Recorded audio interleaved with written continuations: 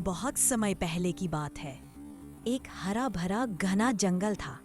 उस जंगल में तरह तरह के जानवर रहते थे।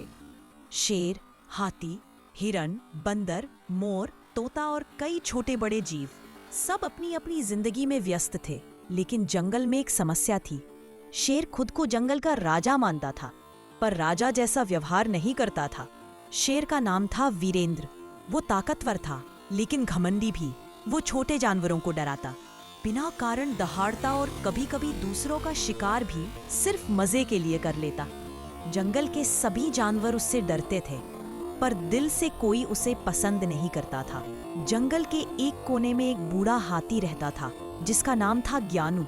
वो बहुत समझदार और शांत स्वभाव का था। जानवर अक्सर उससे सलाह लेने आते थे। ज्ञानू हमेशा कहता, सच्चा राजा वह होता है जो सबकी रक्षा करे, न कि सबको डराए। एक दिन जंगल में भयंकर सूखा पड़ गया। नदी सूखने लगी, पेड़ पौधे मुरझाने लगे। जानवरों के लिए पानी और भोजन की भारी कमी हो गई। सब परेशान थे। शेर वीरेंद्र ने सोचा, मुझे क्या, मैं तो ताकतवर हूँ, शिकार कर ही लूंगा।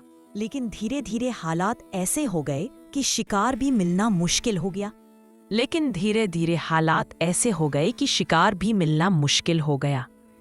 हिरण और अन्य जानवर जंगल छोड़कर जाने लगे। जंगल सुनसान होने लगा। उसी समय एक छोटा तोता, जिसका नाम था चिंटू, उड़ते हुए जंगल के दूसरे हिस्से से लौटा। उसने देखा कि जंगल मरता जा रहा है।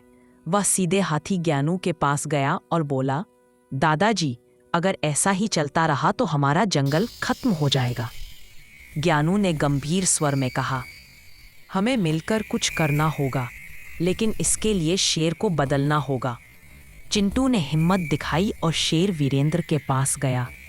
डरते हुए बोला, महाराज, जंगल खतरे में है। अगर हम सब मिलकर काम न करें तो कोई नहीं बचेगा।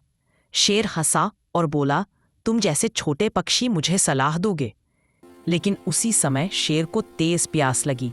वह नदी की ओर गया, पर वहां पानी नाम मात्र का था।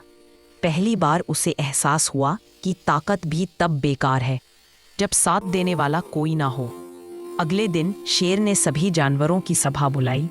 यह पहली बार था। सब हैरान थे। हाथी ज्ञानू आगे आया। शेर ने सिर झुकाकर कहा, मैंने गलती की है।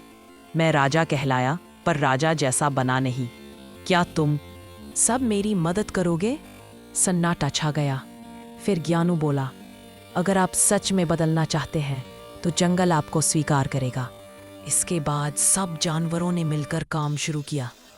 बंदरों ने पेड़ों पर नए बीज लगाए। हाथियों ने सूखी नदी की मिट्टी हटाकर गहराई बढ़ाई। पक्षियों ने दूर दूर से पानी के स्रोत खोजे। शेर ने सबकी रक्षा की और किसी को डराया नहीं। धीरे धीरे बारिश आई।